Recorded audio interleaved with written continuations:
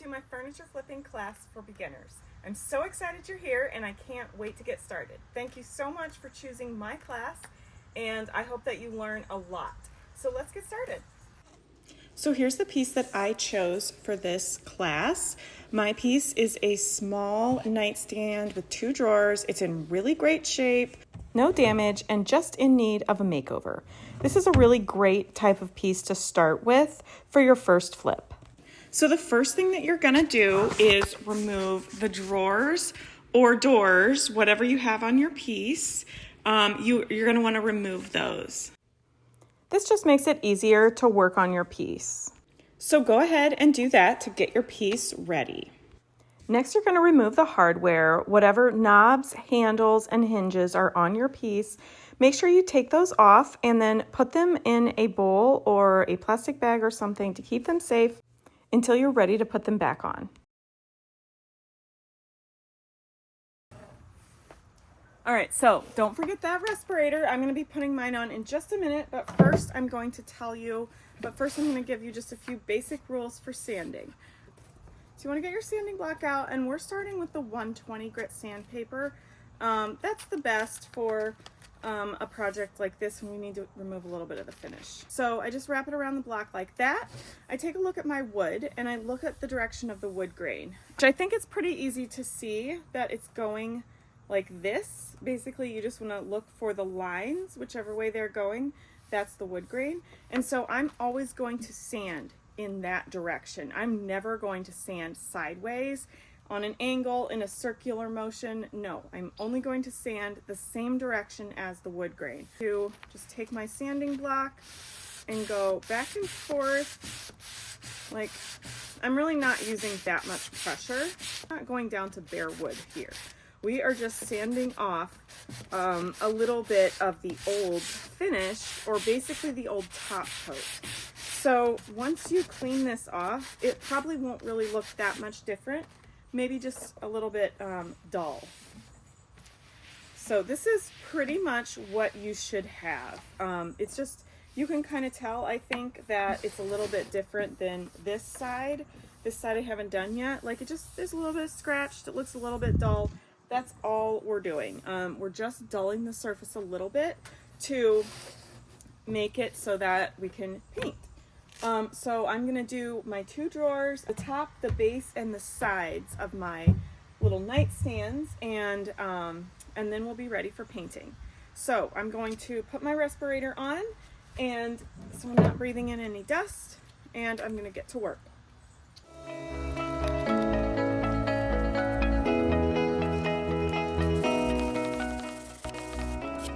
You'll notice how I'm also sanding around the edges of each drawer. Make sure that you don't forget that. Basically, any surface that you're going to be painting needs to be sanded.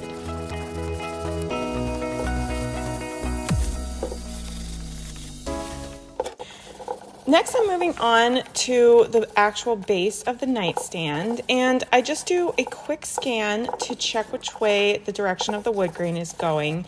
That way I know which way I'm going to sand. On my piece, it is vertical, so I'm just sanding up and down on the sides and making sure to go all the way down on the legs.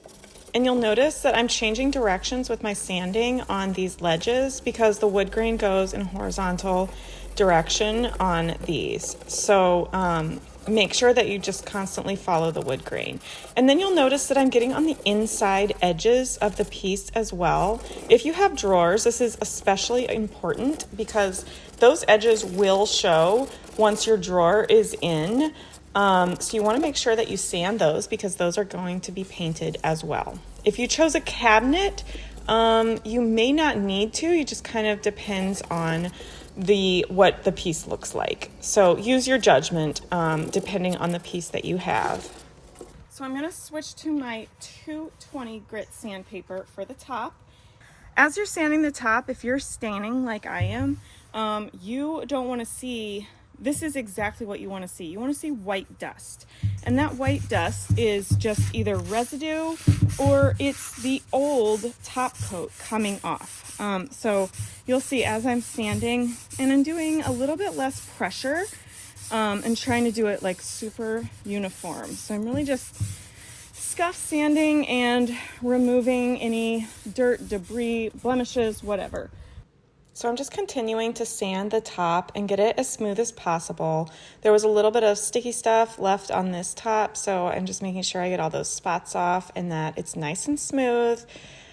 And once I'm done sanding, I just wipe it with a cloth and it'll look something like that. And now it's time to clean your piece. You want to make sure you clean the entire piece inside and out, top to bottom, inside the drawer cavities.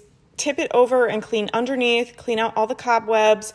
You want this piece sparkling clean and ready for its new paint. So my favorite thing to use for cleaning is a mix of thieves cleaner with water, sometimes a little bit of vinegar, and a couple drops of lemon essential oil. This is just what I love to clean my pieces with. It leaves it smelling so nice and fresh with a little hint of lemon, and I think it really helps take any of the old musty smell out. But if you don't have that yet, that's perfectly fine, and you can use a couple squirts of Dawn dish soap mixed with water and just put that in a spray bottle and spray it down and use that. That works really well too. And don't forget to tip your piece over like I did and thoroughly clean the bottom. All right, so we're starting with the Wise Owl primer in the dark gray. Make sure you mix it really well before you start painting. I like to start with the drawers or the doors of my piece, and then I move on to the base. And the reason I'm not painting that middle part is because at first I was planning on not painting it and just leaving it that wood color, but then I actually decided to paint it, so I went ahead and primed it too. So I really love using this 2-inch angled brush that I'm using. It works great for flat surfaces, but then it also works really great for getting corners and edges, as you can kind of see with this drawer, because it is an angled brush. It just is so easy to do the edges of these drawers. And now I'm painting the middle of the drawers, since I decided that I actually wanted to keep them all the same. Sometimes that's just how it goes when you're refinishing. You know, at first you have an idea, and then, you know, once you start doing it, you're like, wait, no, actually, I don't really want to do this. And you decide to do something different. But now I am going to move on to the base. I usually start with the sides of a piece, and usually what I do is kind of frame out the sides. So you'll see that I went around on this raised frame part. Obviously all pieces are different, but you can usually just frame out your piece. So I kind of go around the edge and then I fill in the middle. And you want to move kind of quickly. The paint does dry fairly quickly. Not too fast, but you don't have a lot of time before the paint is going to start drying. So I finish up the frame, and then always make sure that you do this little section right here, the inside of the legs or the feet, whatever you have. Because you may not think about it, but it will show. So you want to make sure you do that. And then I also do just the underside a little bit to catch any drips. And then I'll move on to the front. Same thing as with sanding, you kind of follow the wood grain when you're painting. Because when you're painting with a paintbrush, you'll have some paint strokes visible. With this Wise Owl enamel, you really won't have much, but you will have some. And then make sure that you get the inside edges of your piece, because like I said, when I was sanding, you will definitely see that. So we need to make sure that we're painting that. You just want to keep in mind that try to think of what you might see when you're looking at the piece, and any part of the piece that you're going to see needs to be painted or stained or refinished, whatever you're doing. So you just have to kind of look at it like that, and always think like, okay, is this gonna show? Is a drawer or a cabinet door gonna be in the way, or is this gonna show? And I always just make sure I paint just a little bit into the inside and a little bit onto the back edges, just so that nothing shows.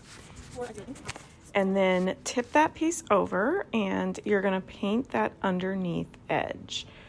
Depending on the piece, you might be able to see this, and it looks very unprofessional if it's not painted. And it's just really easy to paint the underneath part, and sometimes you might see spots that you missed. So I always tip my pieces over when I'm painting them. The rest of the primer is totally dry, so I'm going to give it a light sanding. I'm going to use really light pressure and probably just fold my sandpaper in half and use my hands just so that I can control the amount of pressure that I'm using. I'm going to use you're going to use the 220 grit sandpaper for this, and this is what that looks like. Don't forget to put your respirator back on along with your gloves. So sanding in between coats is a really important step that you don't want to skip, because the more you sand in between coats, the more flat your final finished coat will look, which is exactly what you want. So when you're doing a really light sand in between the coats, it takes away any little bits of dust or debris and any brush strokes that there might be, and smooths that all out so that when you get to that final coat, it's going to be nice and smooth. Take my word for it. I have done many pieces where I skipped the in-between coat sandings and it doesn't turn out as nice. You will notice a lot more brush strokes, and you might have some dust particles or debris, and it just won't turn out as nice. So take my advice and make sure you don't skip that step. And make sure after you sand to wipe your piece down thoroughly. This is another really important thing to do so that you don't get little dust particles stuck in your paint. The entire piece is dust free. We're going to be ready to paint and stain. So I'm going to stain first. If I get any drips of stain on the base, I can easily wipe it off.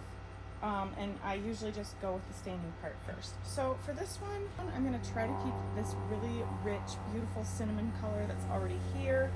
And so I chose American Walnut. And again, this one is the 3 times faster result, so it's a little bit of a thicker product. And it's really good for when you're not going all the way down to bare wood and finish. It really helps soak in quickly and accentuate that that existing finish, which is exactly what I'm looking to do.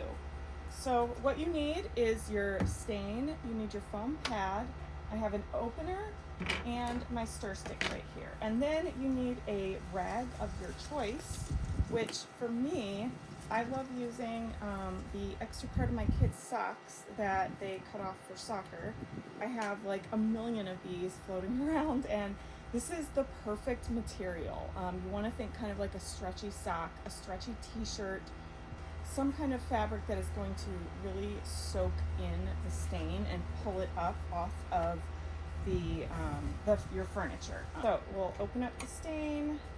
You want to be really careful when you're mixing stain, as it is super thin substance. And this is one thing that you need to do outside, like I'm doing right now, or in a really well ventilated area. I don't recommend doing it inside at all. Like if you do it in your garage, definitely have all the doors open, do it as far out as you can. Really working with products like these are just best for using in the outdoors. Okay, and now comes the easy part. You should have a piece similar to mine, not too big. So we're going to do this all in one swipe. And again, I'm going to be going over the wood in the direction of the wood grain, which is from side to side on this piece. And I'm just going to cover the piece completely with stain. And this is exactly what you want to do. This stain looks like it is going to be a perfect match, so I'm really excited about that. It might look like this because it's not soaking It's not completely soaking into the wood because remember, you're going over the old stain. So don't worry if you see bubbles and things like this. I usually just keep going over it a few times. And basically you just want it to soak in as much as possible. So go ahead and let that soak in. If there's any lighter spots like what I have going on here, try to go over that a couple times. And it may just be something that kind of stands out a little bit. It might not be completely hidden. This doesn't dry too fast, so you have plenty of time to go do the sides. I chose a piece with a very thick top, so I can use the same foam pad when I'm staining the sides, and I don't need to worry about getting too much product on or dripping just because of the way it is. It's actually like a really perfect starter piece. I didn't even mean for it to be so easy, but it really is. As I can see, it's drying a little bit, and this is not the same way that you would apply regular stain or stain over bare wood. So don't do this same technique with a piece that has been sanded completely down. You never want to go back and forth over a piece like that with stain. If I'm not sure how it's going, I'll do a tester. So I started over here on this side. I'm gonna go over here and wipe off a little bit of stain and see what it looks like. I think that's exactly what I want. So I think it's ready for wiping, which this is real time right now. So that was like 2 minutes. And now I'm gonna wipe back and forth. I am being really careful to go with that wood grain. Oh, okay. And if you're getting drips, you know, that's okay. Your cloth should look like this. Like it should be soaking in really, really well. You don't want too much extra product coming off. That's why the rag that you choose is pretty important, because you want to use something that soaks in the fabric like this is, and then it's almost like it soaks it up a little bit and then it kind of reapplies it the more you wipe. So that's a really good thing to remember to use. And now we let that dry. And now we're ready for my favorite part, which is painting. So as I said before, I'm going to be using this 1 Hour Enamel by Wise Owl. And I chose the color Charleston Green for this project. I'm really excited about it. It looks like a gorgeous, deep, rich, dark green shade. So I usually just take a screwdriver, slip it under these little hooks to remove them. They come off really easily if you do this. Now I'll throw my gloves on so I don't get too much paint on my hands. And let's check out this paint color. So just if you've never done it before, take the edge of your screwdriver, you know, and go under the lid, under the lip of the lid, and gently go all the way around. Ah, this color looks so exciting.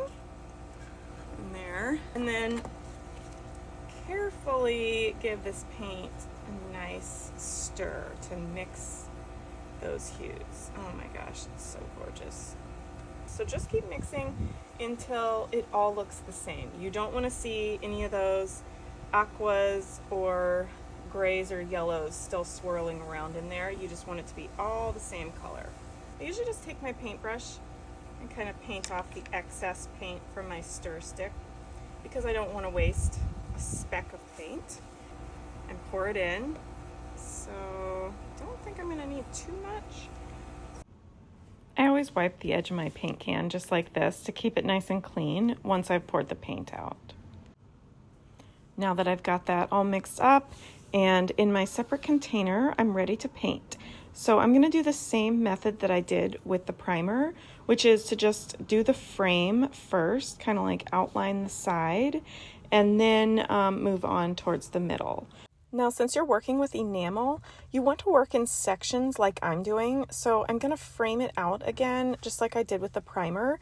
And then I'm going to kind of go in sections at a time And I'm really going to try not to go back over the part that I already painted too many times, because otherwise you'll see a difference in the paint that dried already and then the new paint that you went over it. Or sometimes it can pull up that first coat a little bit. So you really just want to try to get it on in one section at a time and then leave it and let it dry.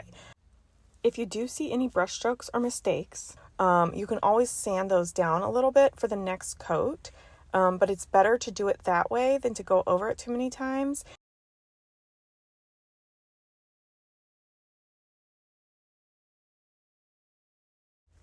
And then don't forget to do the inside of the legs like I'm doing, and just underneath that ledge, and make sure there's no drips.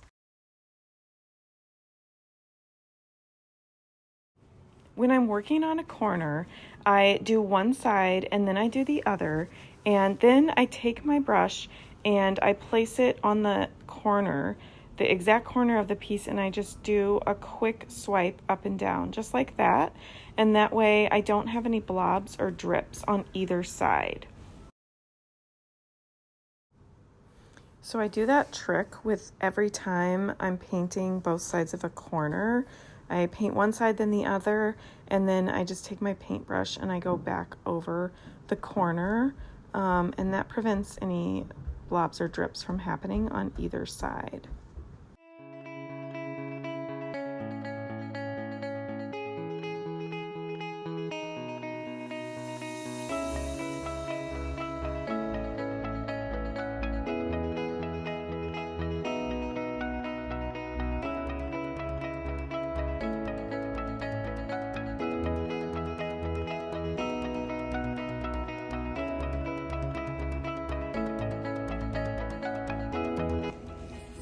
Got a little visitor. And welcome. I'll go in.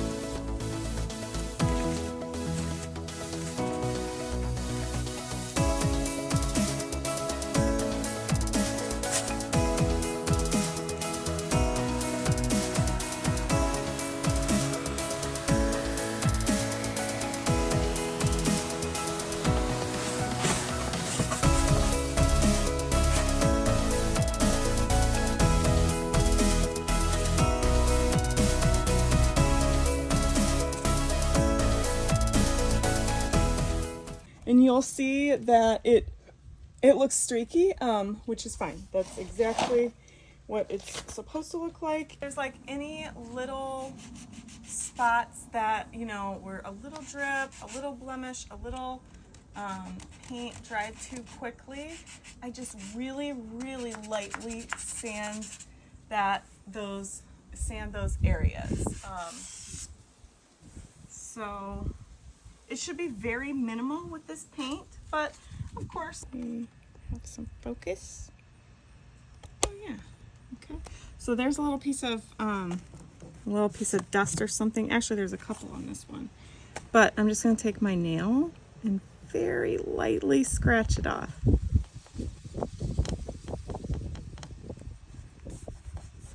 There's actually a couple on this side that I'm going to do. And then I'll just give those spots a super light sanding and it'll be good to go. Now that you've given your piece a nice light sanding to remove any of the dust particles or brush strokes that may have been showing, you are ready for the second coat. So go ahead and do that in the same manner that you did the first coat, and then let that dry.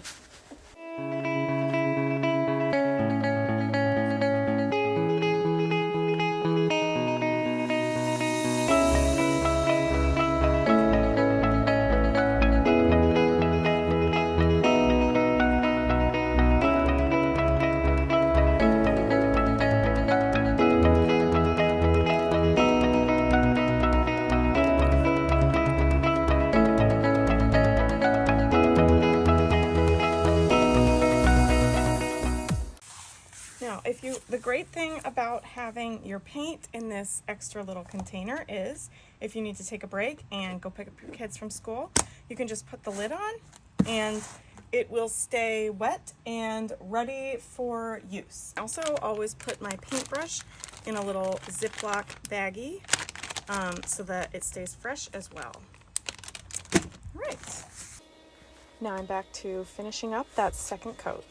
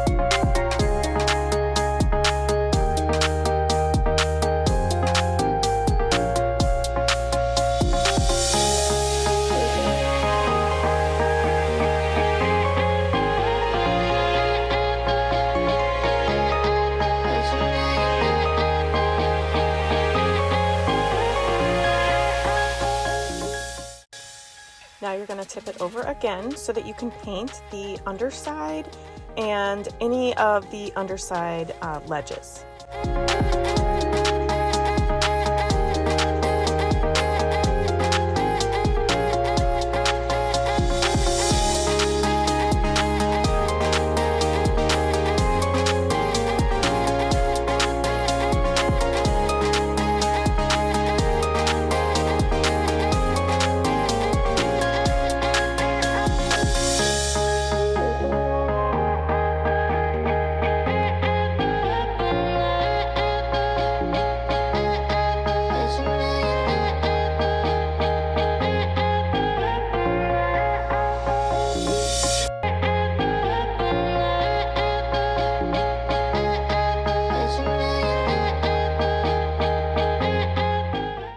do the whole surface. I'm just going to very, very lightly sand again with the grain, always with the grain. It's an easy thing to remember. And then pay a little extra attention over here on this side, which is kind of where I got some brush marks, or this dried kind of funny. So I'm just gonna, alright, so that's sand it down nice and smooth, because this will be a third coat, so I want to make sure that it's still, that it doesn't start looking too thick. Any dust that I just wipe off, any dust that I just created, and just give it a little feel with my hand and kind of look at it in a couple different angles to make sure I sanded away those brush marks.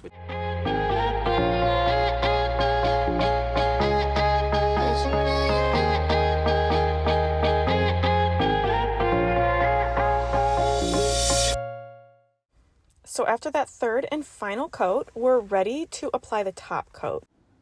You want to give it a nice good mix before you get started. It should look milky and thick, just like this. You just paint it on nice and even, working in small sections at a time, just like this. Make sure you always leave a wet edge, just so that it doesn't dry out.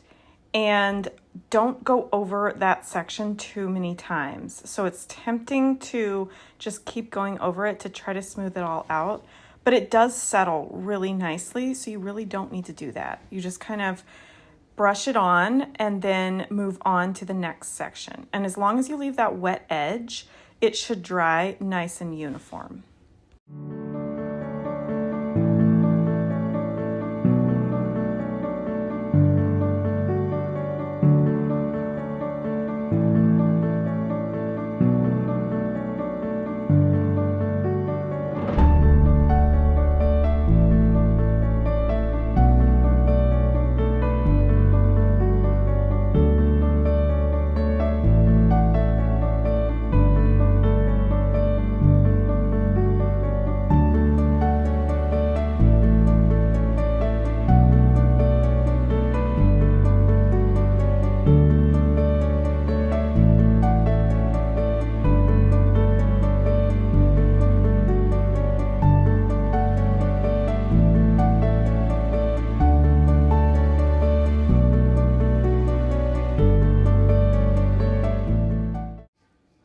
And then once you've done the top, make sure you take your brush and go around the edges to finish up.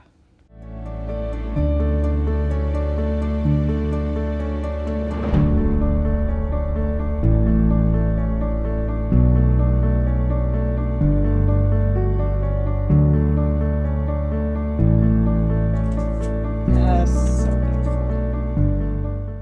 So it should look something like this. Once that top coat is dry, you can put the drawers back in and you are ready to install the hardware.